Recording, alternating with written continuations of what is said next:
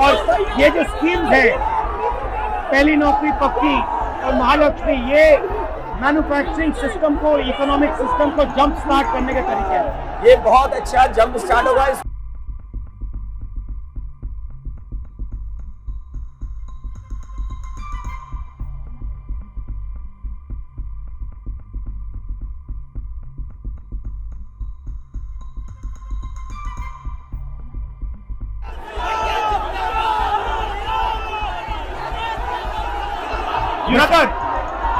यहाँ पे हमारा माइक खराब हो गया और पब्लिक मीटिंग करना मुश्किल है। जी बिल्कुल ठीक बात है। तो मैंने सोचा कि हम थोड़ा यूपी के बारे में बातचीत कर लें और आप अपना पर्सपेक्टिव हमें बताइए, हम आपको अपना पर्सपेक्टिव बताते हैं, थोड़ी डिस्कशन करते हैं। ठीक बात है।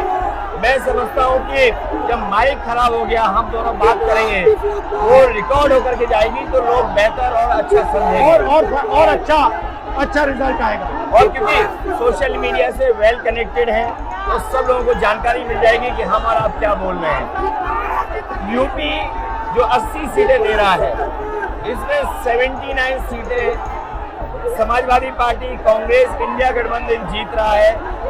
एक जो क्यूटो है उसमें हम और आप लड़ाई में हैं। और इस बार क्यूटो नाम कैसे, जापान वाला ही है ये क्यूटो, क्योंकि जो प्रधान सांसद हैं उन्हें सपना दिखाया था काशी के लोगों को कि दुनिया की सबसे बेहतर सिटी बनेगी क्यूटो। तो क्यूटो बनी नहीं बनी, काशी के लोग ये तय करेंगे और फिर वोट डालेंगे। तो इस बार मन मर्जी नहीं चलनी है, मन की बात नहीं चलेगी, हमारे आपकी बात और 140 करोड़ लोगों की बात और संविधान की बात होगी। और आपने देखा, हम सब ने देखा कि यूपी को नरेंद्र मोदी जी ने बेरोजगारी का सेंटर बना दिया और इतनी बेरोजगारी की है, ये जितने बच्चे दिखाई दे रहे हैं, ये वो लोग हैं दिखाओ जो अग्निवीर या पेपर लीक, जिसकी वजह से उन्हें नौकरी नहीं मिली है और ये सब रोजगार नौकरी चाहते हैं। बीजेपी ने जो झूठे सपने दिखाए थे इन्वेस्टमेंट मीट के, जो झूठा सपना दिखाया था डिफेंस एक्सपो का, जो सपने बेचे थे G20 में, लेकिन इन नौजवानों को न नौकरी मिली न रोजगार मिला, आज ये खाली हाथ हैं।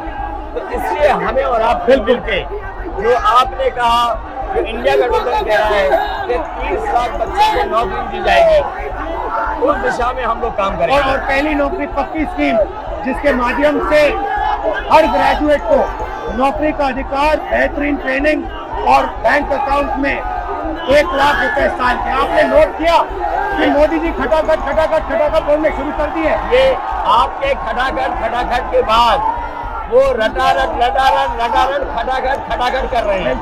अच्छा, आप एक बात बताइए, मुझे क्यूरियोसिटी है, थोड़ा आप अपने पापा के बारे में मुझे बताइए। जी, मुलायम सिंह यादव जी के बारे में बताइए। आपने उनसे क्या सीखा? नेताजी और उनके साथ के लोग बिल्कुल जमीनी राजनीति करते रहे। हालांकि नेताजी कुश्ती, पहलवान और गाँव के थे। करते हो कुश्ती? नहीं, मैं कुश्ती नहीं कर पाया जीवन में, क्योंकि मैं मिलिट्री स्कूल में चला गया तो कुश्ती नहीं कर पाया। लेकिन नेताजी इसीलिए धरती पुत्र बोले गए कि वो जमीन की बात को समझते थे। धरती पर जो लोग हैं उनकी क्या भावना है, उसको लेकर के वो आगे बढ़ाना चाहते थे। और आपका इस क्षेत्र से और इस शहर से आज का लगाव नहीं है, न जाने कितने सालों पुराना लगाव है। जो इमोशनल कनेक्ट आपका इस शहर और शहर से है, वो शायद और किसी राजनीतिक परिवार का नहीं होगा। तो नेताजी से उनका हार्डवर्क और अपने लक्ष्य के लिए लगातार काम करते रहना, जो गैर बराबरी की लड़ाई डॉक्टर राम मनोहर लोहिया यहीं लड़े थे। हालांकि हमारी आपकी विचारधारा की यहाँ टकराव रहा, लेकिन हमारे व्यक्तिगत या जो सिद्धांत में कभी समझौता नहीं हुआ। सिद्धांत को लेकर के हमने आपके साथ खड़े हुए और कई बार खड़े हुए, और आपकी भी पार्टी सिद्धांत से बहुत करीब रही समाजवादियों के। बट मुझे लगता है कि अब एक नई तरीके की पार्टनरशिप बन रही है, क्योंकि जो इस बार हमारा कोऑपरेशन है, शायद पहले ऐसा कोऑपरेशन नहीं हुआ। मतलब बिल्कुल सब जुड़ गए। सबसे अच्छा ये है कि जितना उन्होंने कहा दो लड़कों की जोड़ी, उतना युवा आपसे, हमसे, इंडिया गठबंधन से और जुड़ गया। तो ये नेचुरल अलायंस है, और नेचुरल अलायंस इसलिए लोग महसूस कर रहे हैं कि वो चाहते हैं कि नौकरी और रोजगार मिले, नौकरी और रोजगार मिले। तो ये बड़ी भावना है कि हमसे, आपसे ये यूथ कनेक्ट कर रहा है। सबसे बड़ी बात, महंगाई की चोट सबसे ज्यादा इन लड़कों को लगती है। हमारी थिंकिंग है और आपकी भी है कि ये जो 22-25 लोगों को नरेंद्र मोदी जी ने पूरा का पूरा धन पकड़ा है, उसको ठीक करने के लिए जो हमारे युवा हैं, माताएं बहनें हैं, उनको डायरेक्ट बैंक अकाउंट में पैसा देना। देखिए, ये जो लोगों के पास पैसा पहुंचने से जो अर्थव्यवस्था को लाभ मिलेगा, मैं समझता हूँ इनका भाग्य में बनेगा और देश की अर्थव्यवस्था ही बेहतर होगी। ये जरूरी स्कीम है कि इनके अकाउंट में पैसा पहुंचे, इससे थोड़ा बहुत जीवन स्तर इनका भी अच्छा हो। नरेंद्र मोदी जी डिबेट से क्यों डरते हैं? क्योंकि वो सच का सामना नहीं करना चाहते, पूरा उनका झूठ का गुब्बारा है। वो बीजेपी और बीजेपी के लोग मन मर्जी से चलते हैं, अपनी मर्जी से चलते हैं, और उनको लगता है कि डिस्कशन की कोई जरूरत नहीं है क्योंकि वो सब कुछ जानते हैं। डेमोक्रेसी में जितना डिस्कशन होगा, जितने विचार एक दूसरे को हम सुनेंगे और एक दूसरे पे भरोसा करेंगे, उतना हमारा लोकतंत्र मजबूत होगा। ये बीजेपी के लोगों ने न केवल हमारी जान को खतरा पैदा किया है, बल्कि लोकतंत्र को भी और संविधान को भी खतरा पैदा कर रहे हैं। और इसका नतीजा दिख रहा है कि चाइना हमारी जमीन के अंदर आ रहा है, आ गया।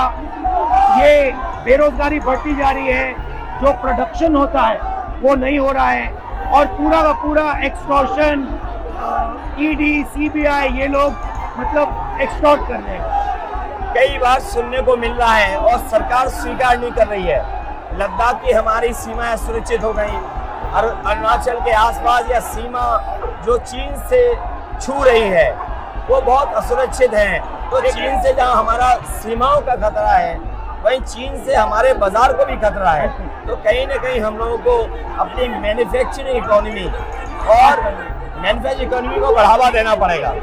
और ये जो स्कीम्स है, पहली नौकरी पक्की और महालक्ष्मी, ये मैन्युफैक्चरिंग सिस्टम को, इकोनॉमिक सिस्टम को जंप स्टार्ट करने के तरीके हैं। ये बहुत अच्छा जंप स्टार्ट होगा। इसको अगर फोकस होकर के आईआईटी, पॉलिटेक्निक, इंजीनियरिंग कॉलेजेस को, इन सबको इकोसिस्टम में ला करके, मैं समझता हूँ युवा नौजवानों को अच्छी नौकरी और रोजगार मिल पाएगा। और हमारा लक्ष्य है कि सब, हर जात को भागीदारी मिले, स्पेस मिले, हर इंस्टीट्यूशन में, बिजनेस में, एजुकेशन के सिस्टम में।